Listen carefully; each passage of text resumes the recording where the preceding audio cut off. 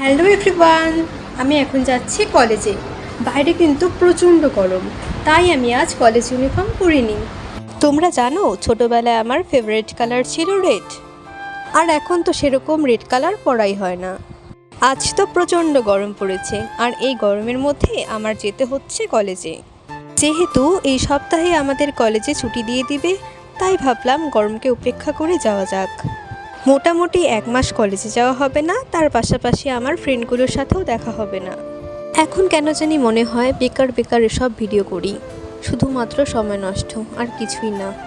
আসলে বয়সটা কম তো, পাশাপাশি ধৈর্যটাও অনেক কম।